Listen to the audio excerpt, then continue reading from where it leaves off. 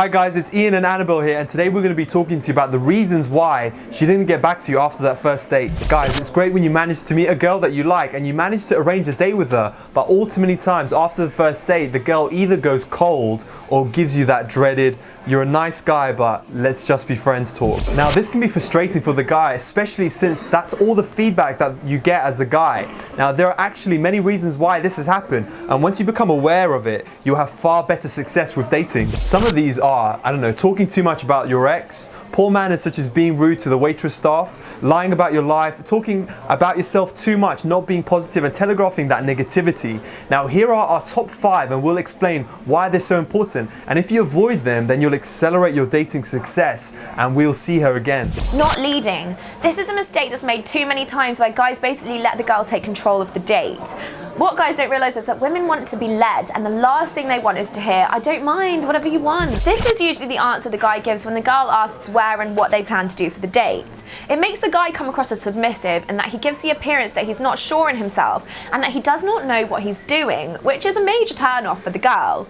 Always be prepared beforehand. Be sure in yourself and your own reality and what you plan to do on your date, and know where you plan to take her. Not touching. Now, when on a date, most guys don't make any body contact with a girl, usually because they're just too afraid of being perceived as sleazy, but there's a big difference between touching and groping. Now, humans are sociable animals, and physical touching like shaking hands, hugging, and kissing are ways for us to forge bonds between each other. And so the reason she's on a date with you is because she likes you and wants to form a bond with you, so don't be afraid to touch her. Now, for example, when telling her a story, don't be afraid to hold her hand or touch her shoulder as you speak with her. See, this is also a great way to test how receptive she is to you, and one great example of this is if she has a ring on her finger, ask her where did she get it from whilst gently playing with her fingers. So this will gradually make it easier for you to eventually kiss her, as she will have been used to you touching her, whereas most guys do the exact opposite, which is the dreaded lunge right at the end of the date where they've not even touched her at all and then they've tried to kiss her. Not being authentic.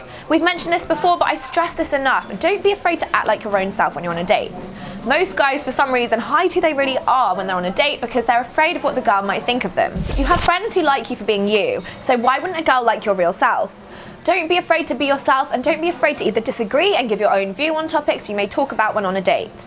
I'm not saying to disagree for the sake of it either, but be true to yourself, as acting like someone else in the hopes of making the girl like you is the ultimate cop-out. Delivering too much interest. Now, if you put her on a pedestal and say something like, I've been looking for you all my life, or you're the one, she'll think that this is just way too much and she will not feel the comfort, and this will create pressure on her. So stop delivering too much interest and focus on attracting her by being playful and teasing. Bad body language. Now, your body language will say a lot about your identity. Closed body language, constant fidgeting, poor eye contact, slouching your shoulders, minimizing your body will make you look like an unconfident person. Remember, confidence is a very important element in dating, and it switches on the attraction.